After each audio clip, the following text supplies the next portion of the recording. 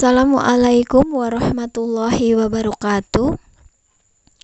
Baiklah anak-anak sekalian, pada pertemuan kita kali ini kita akan membahas materi kita di bab kedua pada semester 1, yaitu tentang sebaran flora dan fauna di Indonesia dan dunia.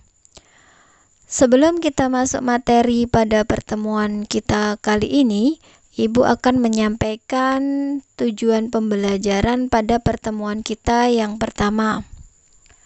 Adapun tujuan pembelajaran kita yaitu 1. Peserta didik mampu mendeskripsikan bioma yang ada di dunia. 2. Peserta didik mampu mengidentifikasi faktor-faktor persebaran flora dan fauna di dunia. Sedangkan yang ketiga, peserta didik mampu mengidentifikasi jenis-jenis flora fauna di dunia.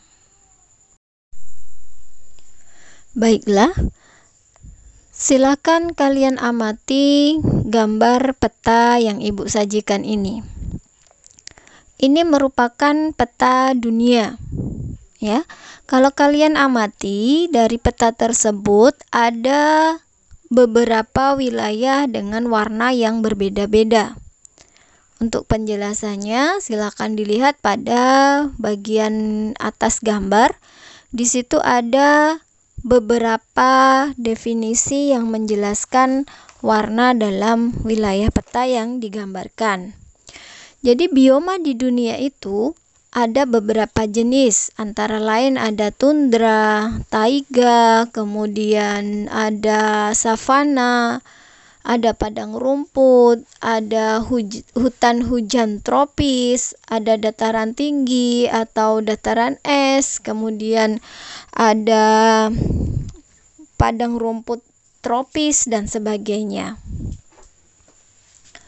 Kemudian, apa itu bioma?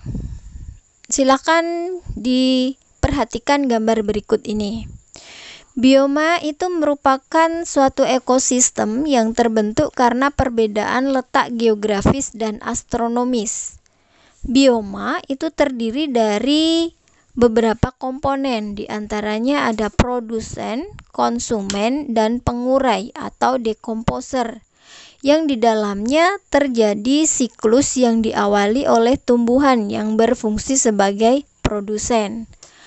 Mungkin bisa kalian ingat kembali materi biologi kalian di kelas 10 ya, apa fungsi produsen, konsumen, dan pengurai. Nah, ketiga unsur tersebut itu merupakan bagian dari bioma. Kalau kalian amati gambar tersebut ada padang rumput, kemudian ada gurun, ada hutan gugur. Nah, itu termasuk jenis-jenis bioma yang ada di dunia. Adapun karakteristik bioma atau ciri dari bioma itu antara lain terbentuknya interaksi unsur-unsur lingkungan di suatu daerah. Kemudian terdapat komunitas klimaks, artinya terdapat komunitas yang mendominasi pada wilayah tersebut. Kemudian terdapat vegetasi utama yang mendominasi kawasan ya. Jadi selain vegetasi itu ada komunitas makhluk hidup lainnya yang mendominasi kawasan. Kemudian terbentuk karena adanya kumpulan ekosistem yang berbeda pada suatu iklim. Komunitas bersifat stabil. Setiap bioma memiliki bentuk kehidupan tumbuhan dan hewan yang berbeda. Ciri yang berikutnya adalah memiliki wilayah yang luas. Perhatikan gambar berikut. Gambar ini merupakan peta sebaran flora atau sebaran tumbuhan di dunia atau di permukaan bumi. Sebagaimana telah dijelaskan di depan tadi, bahwasanya sebaran flora di dunia ini memiliki karakteristik yang berbeda. Secara umum, vegetasi alami yang tumbuh di permukaan bumi ini dapat dibedakan menjadi 3 jenis, yaitu ada hutan, padang rumput, dan vegetasi gurun. Ketiga jenis vegetasi ini dapat dibagi lagi menjadi beberapa subtipe, seperti yang tergambar pada peta ini. Kalau kalian amati, pada peta tersebut ada beberapa jenis flora, yaitu taiga, hutan gugur, hutan hujan tropis, hutan musim tropis, kemudian hutan konifer, ada savana, dan sebagainya. Baiklah, sekarang mari kita lihat satu persatu. Yang pertama yaitu hutan hujan tropis. Hutan hujan tropis ini sangat dikenal melalui masa tumbuhan yang sangat besar dan selalu hijau sepanjang tahun. Karakteristik wilayah hutan hujan tropis ini antara lain, yang pertama, matahari bersinar sepanjang tahun. Kemudian yang kedua, curah hujan tinggi dan merata sepanjang tahun, sekitar 200 sampai 250 cm per tahun. Kemudian amplitudo atau temperatur tahunannya relatif kecil, antara 25 sampai 30 derajat Celcius. Sedangkan ciri yang keempat dari hutan hujan tropis adalah di bawah tudung pohon itu gelap sepanjang hari, seolah-olah tidak ada perbedaan antara siang dan malam. Jadi pada kawasan hutan hujan tropis ini, hutannya berbentuk kanopi seperti tudung. Wilayah persebaran hutan hujan tropis ini banyak ditemukan di wilayah Amerika Tengah dan Selatan, kemudian Afrika bagian tengah, dan sebagian besar wilayah Asia Tenggara. Yang kedua adalah hutan musim tropis.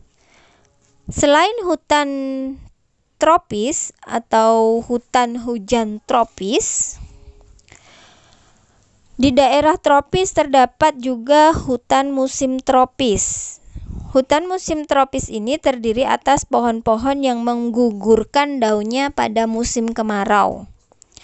Hutan musim tropis ini banyak tersebar di wilayah Indonesia, seperti di daerah Jawa Tengah, Jawa Timur, dan Sulawesi Tenggara, serta daerah Thailand, India, Kamboja, Laos, Vietnam, Australia, dan Afrika Tengah. Adapun karakteristik hutan musim tropis ini antara lain tumbuhannya membentuk formasi musiman. Artinya ketika pada musim kemarau, pohon-pohon pada hutan musim tersebut menggugurkan daunnya. Kemudian ciri yang kedua, tumbuhan umumnya tahan dari kekeringan dan termasuk tumbuhan tropofit. Artinya mampu beradaptasi terhadap keadaan kering pada musim kemarau dan keadaan basah pada musim hujan. Ciri yang ketiga, pada musim kemarau daunnya meranggas atau menggugurkan diri. Sebaliknya saat musim hujan berdaun lebat. Ciri yang keempat, hutan musim biasanya diberi nama sesuai dengan spesies tumbuhan yang dominan. Misalnya hutan jati, hutan pinus, hutan angsana, dan sebagainya. Kemudian jenis flora yang ketiga adalah hutan gugur.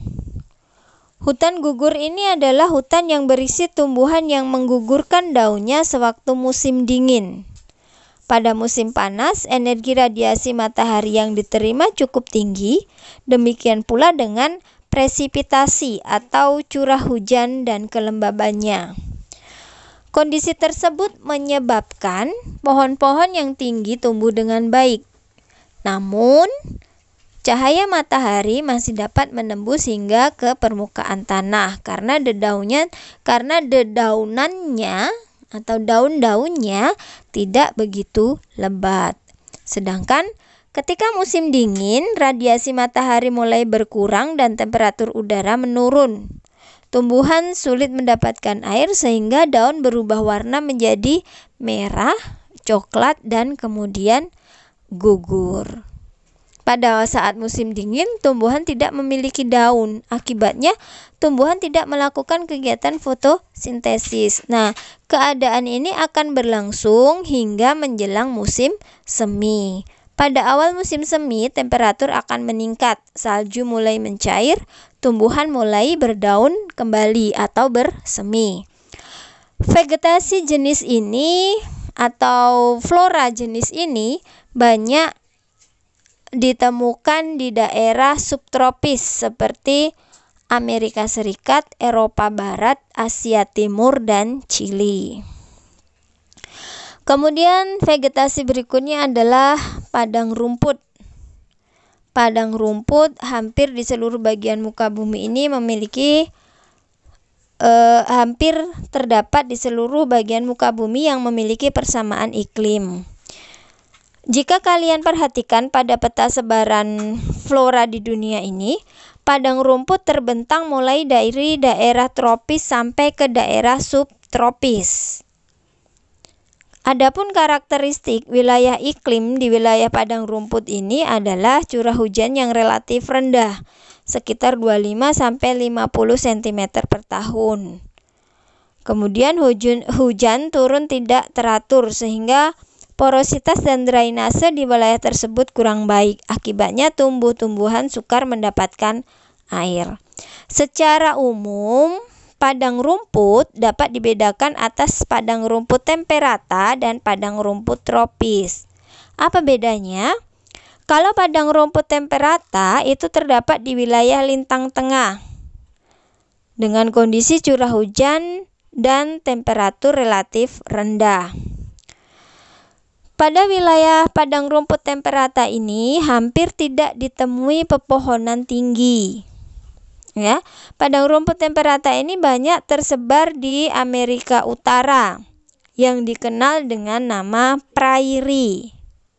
Sedangkan di Amerika Selatan, padang rumput temperata ini dikenal dengan nama pampa. Di wilayah padang rumput ini sebagian besar dimanfaatkan sebagai lahan pertanian gandum. Kemudian padang rumput tropis berada di wilayah antara garis lintang 5 derajat sampai 15 derajat utara dan selatan. Wilayah ini didominasi oleh rumput-rumput tinggi dengan sedikit pepohonan. Wilayah ini atau padang rumput tropis ini dikenal sebagai savana atau sabana. Banyak ditemukan di kawasan Afrika. Kemudian berikutnya adalah gurun atau padang pasir. Gurun ini merupakan suatu daerah berpasir dan berbatu dengan kondisi iklim yang kering. Pada umumnya wilayah gurun ini memiliki curah hujan kurang dari 25 cm per tahun dengan amplitudo udara yang sangat ekstrim. Pada siang hari udaranya sangat panas, sedangkan pada malam hari temperatur udaranya sangat rendah. Kelembaban udara pada wilayah gurun ini juga sangat rendah. Biasanya tumbuhan yang hidup di wilayah gurun ini memiliki daun dalam ukuran kecil seperti duri atau bahkan tumbuhannya tidak berdaun sama sekali. Daerah gurun ini tersebar mulai dari daerah tropis sampai di daerah subtropis. Ya, biasanya banyak ditemui di kawasan Amerika Utara, Australia Barat, Asia Barat, Afrika Utara, dan Afrika Selatan. Kemudian berikutnya adalah jenis vegetasi taiga. Taiga ini banyak tersebar di daerah subtropis. Ya, perhatikan gambarnya. Taiga banyak tersebar di daerah subtropis yang memiliki curah hujan rendah sampai ke daerah kutub sebelah selatan tundra. Misalnya wilayah Siberia, Rusia, Skandinavia, Alaska, Kanada. Vegetasi ini memiliki periode pertumbuhan yang singkat. Jadi, wilayah taiga ini banyak didominasi oleh tumbuhan yang memiliki daun seperti jarum atau sisik seperti cemara, kemudian konifer, dan pohon lainnya yang memiliki ciri daun seperti jarum atau seperti sisik. Vegetasi berikutnya adalah tundra. Vegetasi tundra ini banyak terdapat di wilayah kutub utara. Ciri utama vegetasi wilayah ini adalah tidak terdapat tumbuhan berbentuk pohon. Tumbuhan utamanya adalah lumut. Karena tempat hidupnya atau habitatnya adalah di kawasan kutub, maka tundra ini didominasi oleh tumbuhan lumut. Pada musim panas yang berlangsung selama kurang lebih 3 bulan, salju di bagian permukaan mencair sedangkan di bawah senantiasa membeku. Pada masa inilah vegetasi ini akan mengalami pertumbuhan.